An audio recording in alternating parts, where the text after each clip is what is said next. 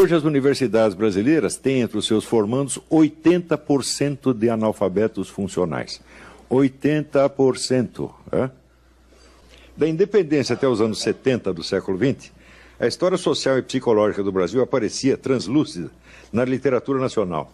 Lendo os livros de Machado de Assis, Raul Pompeia, Lima Barreto, Antônio de Alcântara Machado, Graciliano Ramos, José Lins do Rego, Jorge Amado, Marcos Rebelo, José Geraldo Vieira, Ciro dos Anjos, Otávio de Faria, Aníbal Machado e tantos outros, tínhamos a imagem vívida da experiência de ser brasileiro, refletida com toda a variedade das suas manifestações regionais e epocais e com toda a complexidade das relações entre alma e história, indivíduo e sociedade. A partir da década de 80, a literatura brasileira desaparece. A complexa e rica imagem da vida nacional que se via nas obras dos melhores escritores é então substituída por um sistema de estereótipos vulgares e mecânicos até o desespero, infinitamente repetidos pela TV, pelo jornalismo, pelos livros didáticos e pelos discursos dos políticos. No mesmo período, o Brasil sofreu mudanças histórico-culturais avassaladoras que, sem o testemunho da literatura, não podem se integrar no imaginário coletivo, nem muito menos tornar-se objeto de reflexão. Foram 30 anos de metamorfoses vividas em estado de sono hipnótico, talvez irrecuperáveis para sempre. Muito bem, Aristóteles ensinava que a inteligência racional não opera diretamente sobre os dados dos sentidos, mas sobre as imagens criadas pela fantasia e estocadas na memória. Coletivamente, a literatura, a arte em geral, mas sobretudo a literatura, corresponde ao imaginário no qual as pessoas de uma determinada sociedade se reconhecem. Ou seja, há um acordo na esfera do imaginário antes de poder haver qualquer acordo ou qualquer diálogo na esfera das ideias e dos conceitos. Desaparecendo a literatura, não temos mais uma imagem operante da sociedade brasileira e da experiência de ser brasileira. Portanto, pergunto eu, que diálogo é possível nessas condições?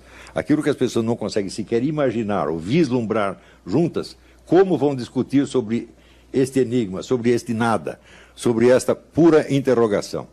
O resultado acaba o diálogo, evidentemente. Não é culpa de ninguém. Não podemos dialogar porque não temos diante de nós o objeto imaginariamente representado chamado Brasil. A imagem se fragmentou em mil estilhaços, nós temos imagens grupais, imagens partidárias, ideologias partidárias, que são imagens, vamos dizer, fragmentárias, e entre esses elementos soltos não pode haver diálogo de maneira alguma. Ora, isso quer dizer que a destruição do imaginário brasileiro, ela também tem outras consequências. A primeira é a destruição da linguagem. Não há mais uma linguagem comum na qual nós possamos dialogar. Então, há anos eu protesto contra o uso de termos de ciência política como meros instrumentos de insulto. Por exemplo, o termo fascista. É impossível você ler qualquer petista escrevendo sobre tucanos ou tucano escrevendo sobre petistas que não apareça a palavra fascista. Fascismo é o nome de um fenômeno objetivo, existente, historicamente reconhecível, tá certo? E não é um porrete para você sair batendo na cabeça das pessoas. Mas por que elas fazem isso? Porque elas não conseguem se comunicar noutro nível. Não há um objeto visível sobre o qual possam conversar. O objeto desapareceu. A sociedade brasileira, a vida brasileira desapareceu do imaginário. Ela ainda existe na realidade. Mas ela não aparece na literatura, não aparece no teatro, não aparece no cinema. É só você ver a lista de escritores que nós tínhamos nos anos 50 e 60, que era uma pleiade de gênios absolutamente formidável, com o que temos hoje. Entre os anos 80 e 90, eu fiz alguns trabalhinhos para a editora carioca Top Books, e um dos trabalhos eu escreveu Orelhas de Livros. E no fim de um daqueles anos eu reparei que os melhores livros do ano, os únicos que mereciam atenção, eram todos escritos por autores octogenários ou nonagenários. E eu disse, o que vai ser na geração seguinte? Vasculhando para ver quem na geração seguinte poderia manter a tocha acesa, eu vi que só tinha duas pessoas. Um era o Bruno Tolentino, poeta, meu amigo, e outro o romancista carioca Alberto Mussa. Bom, o Bruno morreu logo em seguida.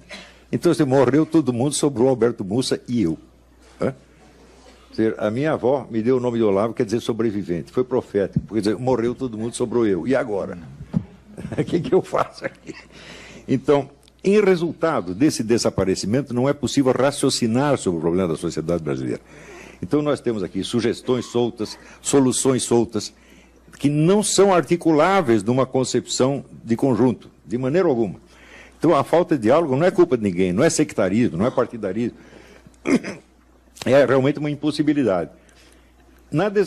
desaparecendo a linguagem pública e desaparecendo, portanto, a possibilidade de raciocinar, o que acontece? As inteligências caem. Segundo pesquisa da Organização de Cooperação e Desenvolvimento Econômico, hoje as universidades brasileiras têm entre os seus formandos 80% de analfabetos funcionais.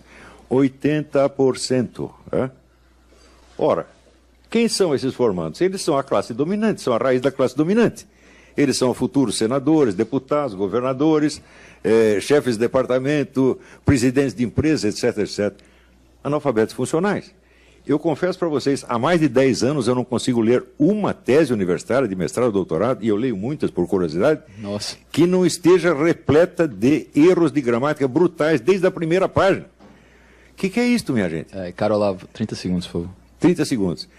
Então, em resultado disso, nós temos uma devastação intelectual medonha. Então, nós podemos nos sentar e discutir quais são as soluções para os problemas. Eu digo, bom, é o seguinte, nós pretendemos resolver todos os problemas primeiro e ficar inteligentes depois. É possível isso? Eu acho que não. Então, eu acho que o momento daqueles que, componentes desta conferência, que são todos pessoas da classe dirigente, botaram a mão na cabeça e pensaram o seguinte, de onde surgiu tudo isto? Nós fizemos isto. Todos nós. Não é questão de partido. Todos que administram e conduzem o Brasil há 30 ou 40 anos fizeram isso. Nada disso resultou de fatores fortuitos e anônimos. Tudo foi resultado de decisão errada. Então, a hora de botar a mão na cabeça e dizer, olha, nós fizemos isso, nós descobrimos, abrimos o caminho para a ratoeira e entramos. Agora nós temos que nos lembrar como entramos nisso e qual é o caminho de volta. É isso.